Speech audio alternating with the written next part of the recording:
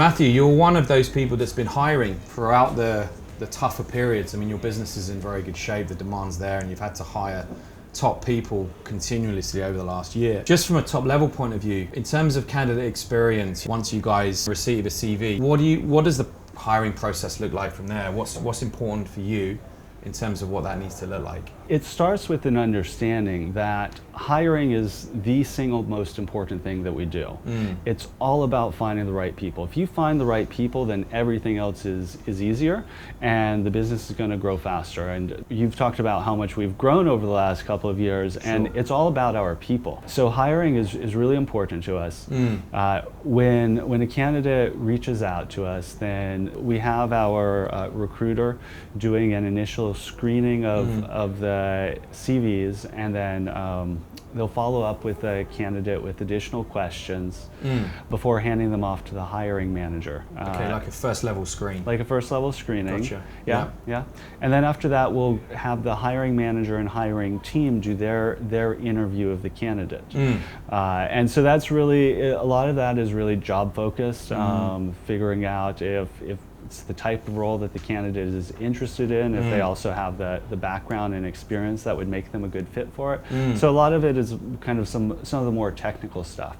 After that, then the next important step is they'll actually interview with myself and my co-founder, and that's really important because what we're interested in whenever we interview someone is where they want to go with their career. It's all about finding the right alignment between the candidate's career objectives and our own objectives as a business. Because when we do that, then we can make some beautiful music together. Absolutely. Yeah. So they'll do that, and it's kind of a strange interview for a lot of candidates because it's probably the first time where I'll spend nearly an hour asking them about their interest and where they're wanting to take their career, really diving deep into that, providing also some coaching maybe on where they could go with their career as well. So it's a great experience for the candidate and myself. I see you might have a follow-up question about that. Sure, yeah. I guess there's a few things that's going to come into my mind. I suppose I'm linking it to one of the previous questions, was around the fact that you are hiring people that don't necessarily hit the bar in terms of the whole JD, because you're dealing with an evolving candidate base that may not have, you know, your HubSpots and your various kind of applications that you guys are using for what is a very mature market. And I'm wondering to what extent, you know, the process you're speaking of deals with that. How do you identify those candidates where you think, right, they can make the leap? Because that for you is like the secret sauce, right? It is absolutely. Yeah. So we do a number of things that are unique here in Malaysia. One is our high-tech B2B focus. That's not really a strong industry here, but it is where our clients are from.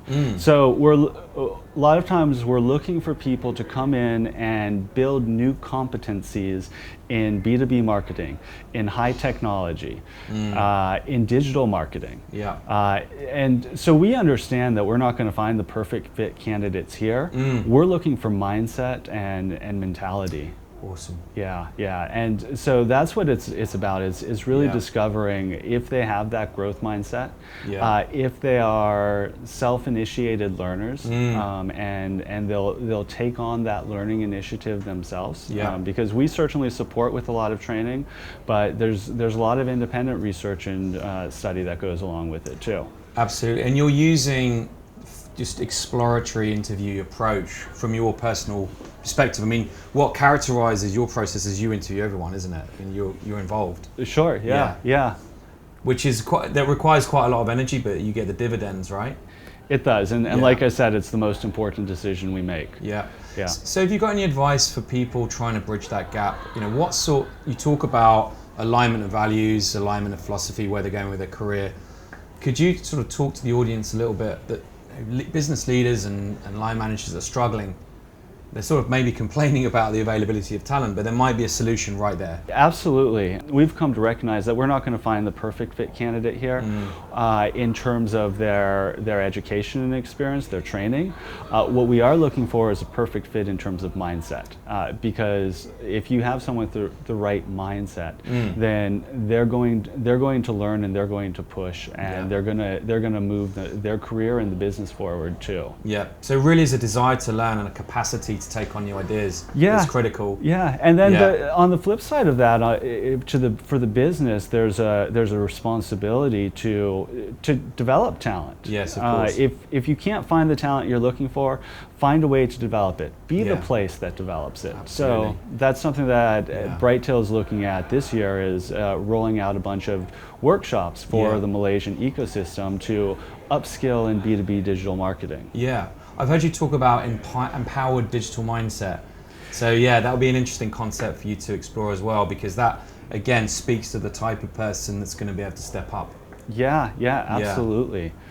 I think about digitally empowered people, and the thing is, with the internet today, we all have the answers out there if you look, if you're willing to look for them. Yes. And so that's actually one of the things that I look for in candidates is give me an example of a time where you've had to learn something new and complex, and how did you go about learning that? Yes.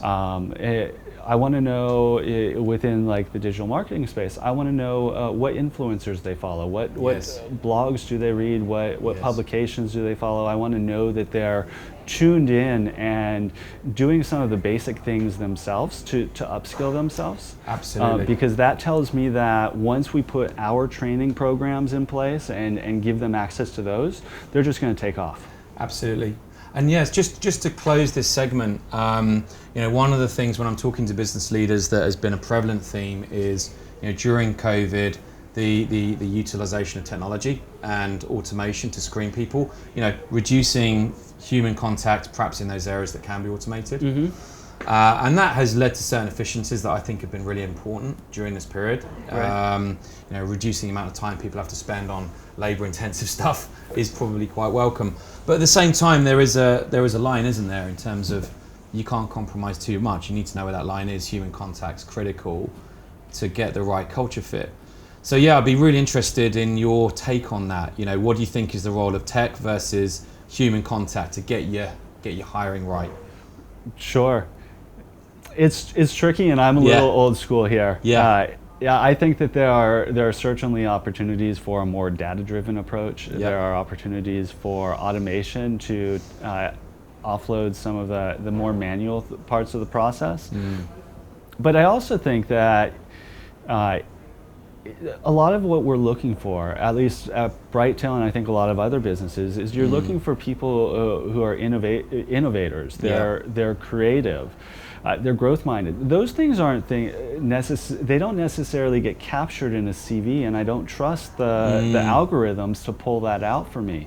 I think there's value in still having talent specialists and experts who are able to see those things and be able to see this is a great candidate who is just looking for the right opportunity. Yeah, you need to be able to judge those perhaps quite subjective factors. Right. And Absolutely. it's also important as we're automating more and more of that engagement with the candidate, not to overdo it, because it's really important. I think employers today in this digitally competitive environment where we're all competing for the same digital talent, brand is important. Of course. And your talent experts, your talent acquisition people are the face of your brand. They're the first touch for candidates. And so if you can give someone a human experience, a genuine experience early on in that process, then that's going to have them more engaged and interested in the opportunity with your business than some automated email that they've been receiving. I couldn't agree more. Yeah. When businesses look for more digitally trained talent, they're expecting the universities to step up there. But we know universities often move too slow for this. Digital moves way too fast.